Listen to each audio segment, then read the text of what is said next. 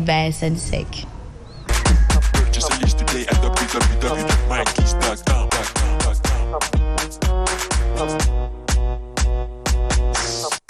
Alors, pour commencer, premier titrail, l'élève Sénégal compose le FMI dans nos murs pour l'évaluation. Ouais.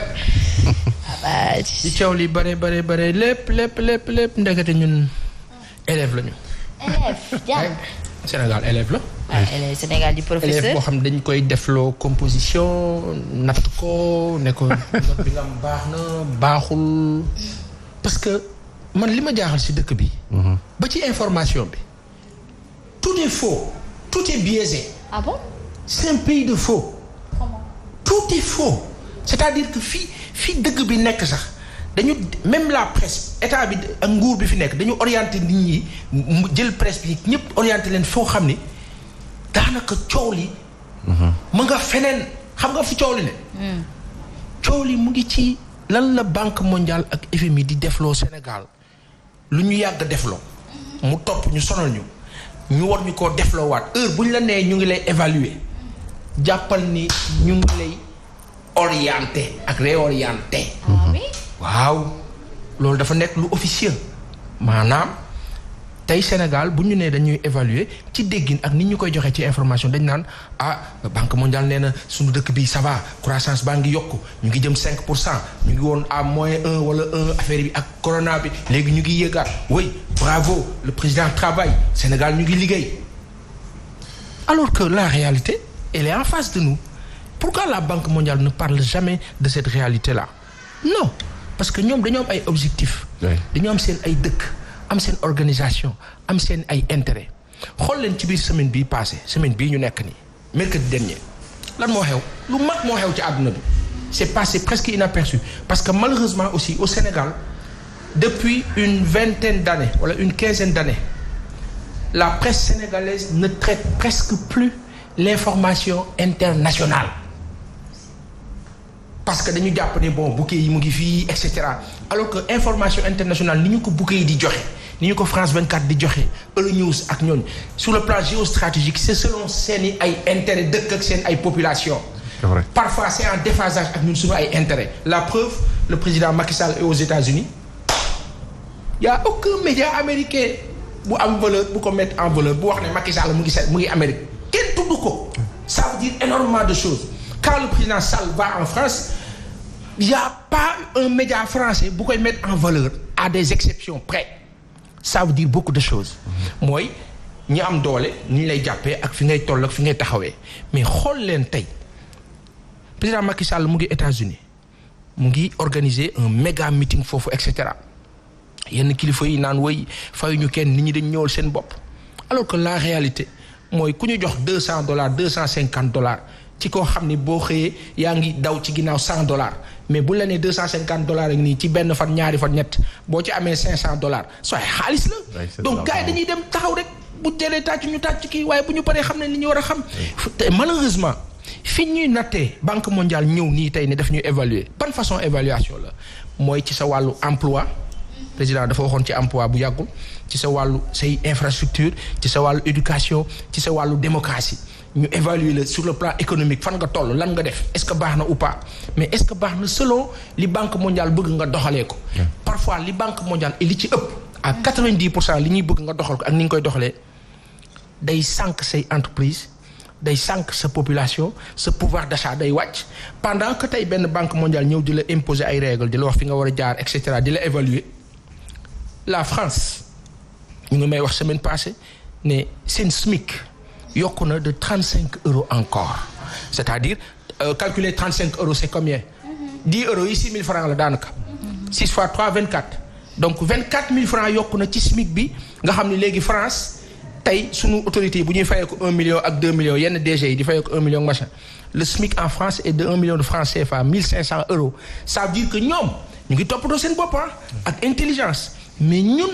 ñu ngi toll ci ñu war ñu calculer malheureusement il faut que ñu fexe libéré wu nan la ñuy libéré wu madame Touré mooy coow lu rëy malheureusement nii ñu toll nii ak ni ñuy demee nii du ñu mës a libéré wu parce que ñoom dafa am fu ñu téye. oui parce que su fekkee ni ku la lebal xaalis ku la abali ay bët fu ko neex ngay xool jamono ji bu fekkee ni ñoom taxawal yàlla nga gudd fan. amiin. bul àggali yàlla na nga gudd fan. yéen ñëpp yàlla na ngeen gudd fan. yàlla na ngeen gudd fan. fekkee tal xam nga lu tax fa nga laal foofa day parce que suñu autorités yi. danoo bëgg a xaalis liquidité maanaam tey da ngay toog Sénégal dëkk bu mel ni France Alliance française de développement ne la bon on va vous prêter 5 milliards suñu kilifa yi milliard bi la ñuy dégg. liquidité bi la ñuy téye xaalis bi viré nañ ko dugg na ci compte trésor bi mu ngi fii oui y a de l'argent foofu la ñuy xoolee alors que la bonne vision c'est de dire moi le président nous les ministres nous les directeurs de société etc. moi le chef de l'État je vais faire de sorte que les dépenses dispendieuses de l'État de mon pays me rétrécir que fu may defee 80 milliards de budget pour la présidence de la République nga xam ne benn semaine 1 milliard la 52 semaines moo am ci at bi yow sa budget maanaam tey état wu Sénégal présidence milliard lay dépenser ak lu teg par semaine ci lan ñu ne la noo xamoon ni dëkk bi doxee xamoon ni mbir mi tëddee léegi nga teg ci fonds politique 11 milliards wala 7 wala 8 wala 9 diggante bi nga teg ci parce que 8 milliards wala 9 wala 11 Madame Touré c'est 25 millions de francs CFA 24 millions virgule de francs CFA argent de poche du président Macky Sall le président Macky Sall nañ ko waxee noonu. boo jëlee fonds politique yi diviser ko par jour en moyenne ça lui fait 25 briques par jour 25 briques par jour boo xam ni président mën na ko may ku ko neex te kenn du ko laaj compte dëkk ngeen foog ni dëkk mu mel ni suñu dëkk bi war naa mën a doxee noonu. dem leen France ak Allemagne ngeen leen wax leen fonds politique. Eh bien. ça veut dire ma tëjee foofu. juste que bu ñu bëggee libéré wu ci Bretton Woods FMI fonds monétaire ak la ca des xam na def kilifa yi def bloc nii suñu biir ut nag allié bu baax Centrafrique sa dëkk ba ñu nga jokkaloo bu baax ak Russie Maliens yi ils l'ont compris ñu ngay jokkaloo bu baax ak Russie ak yeneen dëkk. boo demee fële sa Congo ñu ngi ut pexe madame Touré ma xamal la tëjee foofu. xam naa Afrique mooy continent bi gën a riche ci àdduna bi ci sous-sol 10 pays yoo xam ni. seen alal mën naa dundal Asie mën naa dundal Amérique. mën naa dundal àdduna. ci alal ci xaalis. ci or ci cuivre ci manganèse ci zircon ci tout ce qu'on veut et malheureusement. On dépend toujours de l'Union européenne qui justement fouine toujours parmi nos finances parce que pas Assane tamit bu ñu fekkee ni dañoo ñeme leb gi te amuñu dayoo ci collaboration bi fexe ba góorgóorlu ba ci dayoo boobu noonu ñu mën a suqali suñu réew. J'accepte que Pape Assane me fasse un prêt mais il faudrait pas que le prêt justement lui permette tout pouvoir sur ma personne ou sur ma population. et foofu la problème bi nekk. yàlla nga gudd fan yàlla nañ gudd fan. xam nga la tax yàlla nañ ko gudd. est-ce que xam nga ni li gën a bon sax ci prêt bi buñ la doon lebal sax garaawul mais dañ lay lebal ba pare ne la ñun ñoo lay jox ñiy defar. léegi ñiy defar ñun ñoo la naan ñii la nga jël marché yi. comme li ñu dal parce que là où j'adore le président Macky Sall mais là où je lui en veux et je lui en voudrais pour toujours.